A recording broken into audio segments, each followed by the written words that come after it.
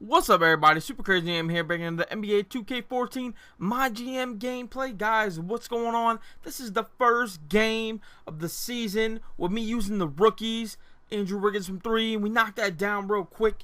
But yeah, guys, this is the game I was hyped up to show you. It should have been out yesterday. I'm going to do a different commentary over the gameplay. YouTube is fucking up some shit. So, I figured, you know what?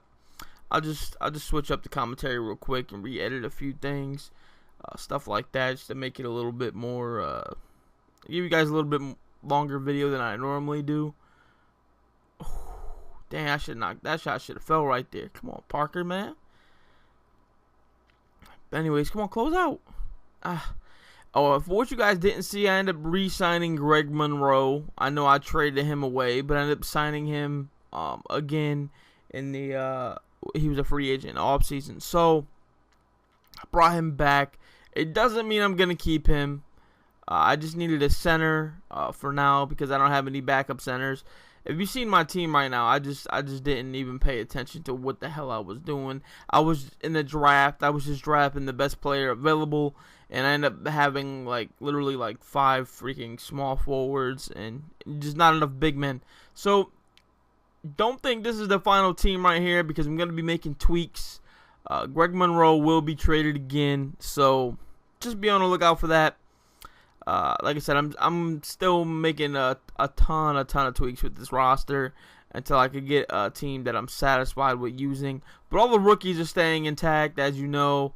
I don't plan on trading any of them whatsoever. So yeah, I mean that's pretty much that.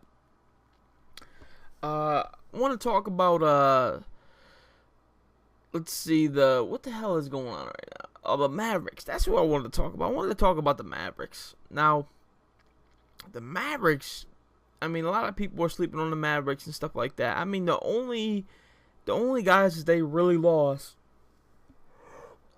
the only guys that they really lost was Vince Carter and Shawn Marion. But they didn't even technically lose Shawn Marion yet because they could still bring him back.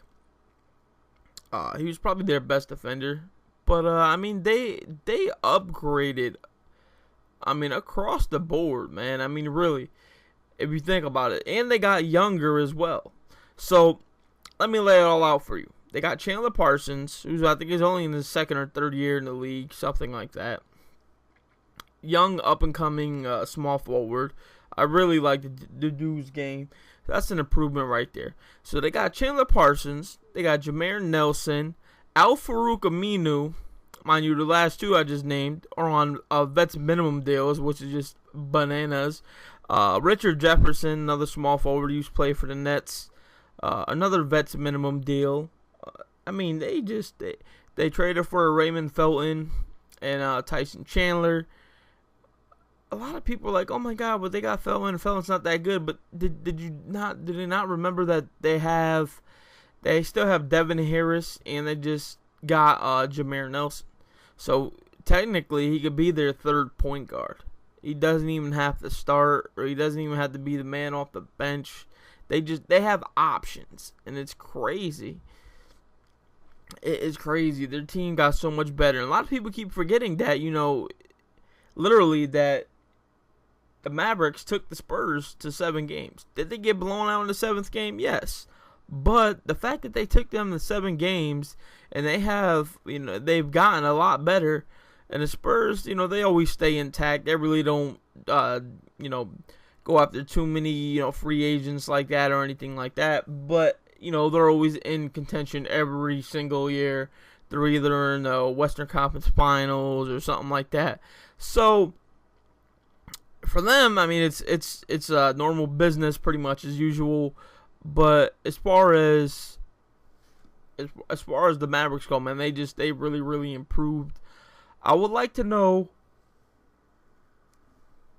what the hell is going on with this whole Kevin Love shit, man. You keep hearing rumors, they keep adding new teams that are interested in shit.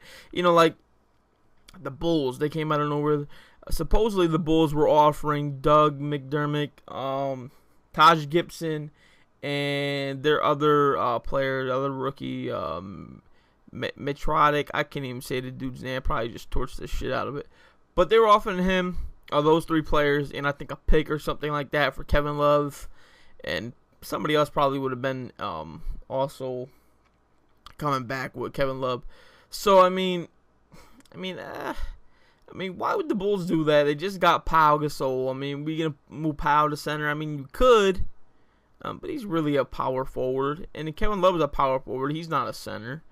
And then you really want 2 bigs that really don't play that good defense. They're not that good with the pick and roll defense. Just a bunch of things that, the Bulls need to think about. I wouldn't have gave up, those players. The first reports were like they were willing to give up Taj Gibson, Jimmy Butler, and I don't know, some other crap and picks or something like that. Like, don't you give up Jimmy Butler, man. I like Taj Gibson too. Taj Gibson has a pretty freaking solid game, The Cavaliers to be honest, I don't moving on, but Cavaliers is the best fit for Kevin Love in reality. I mean, you get to play with LeBron, Kyrie Irving, Deion Waiters is nothing, really, really special or anything like that, but he's a solid 6-man. You play with next to Varejao. I mean, they have a pretty good team, man. They have a pretty young team, a pretty good young team at that, which makes it even, better. But yeah, man, I'm trying to think. There was like another team that was interested. I know the Celtics were interested at one point in time, and then it bowed out. So, they're not even gonna kick the tires on that. I'm still waiting to see if they end up trading Rajon Rondo. I mean, really,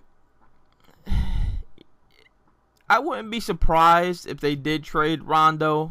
I mean, really, because they have Marcus Smart now. I mean, do you want to really stunt this guy's growth by still having Rondo play? He's 38 minutes a game or whatever.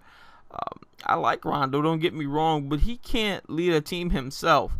He's the type of player that needs another superstar, actually probably 2 superstars around him to be great, just because he makes everybody around him better. Not that he's a bad player, it's just the type of player he is. He makes everybody around them better and stuff like that, man. He's a great rebounder for a point guard. He's pretty freaking solid, and I just can't wait to see what happens with that, man. And I'm trying to think of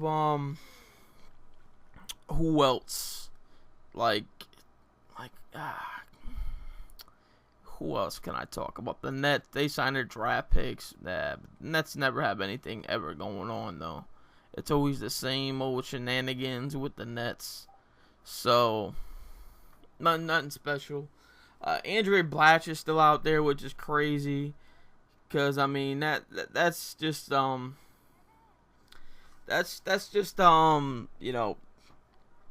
crazy in its own right, because I mean Blatch is a good backup center, but nobody's signing him. I mean, even for the vets minimum, I mean he's still getting most of his money from the Wizards. I think this is his last year that he would get his money from the Wizards, and nobody wants to give this guy his money.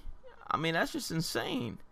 Pay the dude to get the dude a vets minimum deal, man, and roll out with them. It would be a good pickup for the Raptors. It would be a good pickup for the Knicks. It would be a good pickup for a lot of teams, especially for that little bit of money. I mean, the vets minimum is nothing. That's nothing at all. So I mean, that's really everybody else's loss. Just shocked, man.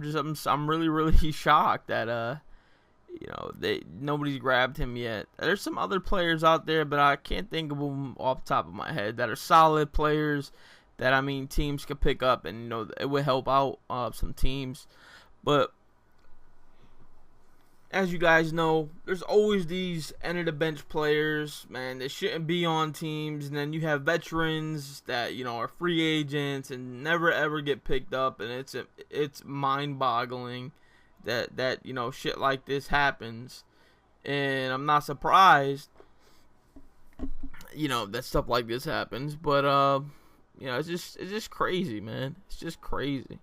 But we'll move on from that nonsense. This game's almost over anyways. I'm going to show you the stats after the game. I do end up losing this game by like, I don't know, 7 points or something like that. I just couldn't make shots when I needed to. I couldn't get stops. But I promise games will get, I mean, this was a close game throughout. Games will get better. I will be winning. It is on Hall of Fame. Keep that in mind. I'm not playing on no pansy mode or anything like that. No rookie, no all-star. Hall of Fame's the real deal. I'm using rookies at that, which is, you know, crazy in its own right. Look at Korver just breaking everything up. But yeah, guys, that is pretty much it for the most part. I am going to be showing you the stats. I already said that. So you guys will be able to check that out in a few minutes. Well, actually, like a minute. I just want to see if I could get it like a little shot off. Give it to me. Give it to me. I got it off. It doesn't really matter. But Wiggins balled his heart out, man. He played really, really good. Look at this. 30 points. Damn, he ain't got no rebounds and assists, though. But, yeah, man, I did pretty solid for the first game. Good debut for him. But do me a favor, guys. If you like the video, like the video. If not, do what you do. Super Crazy M. I'm out. Peace.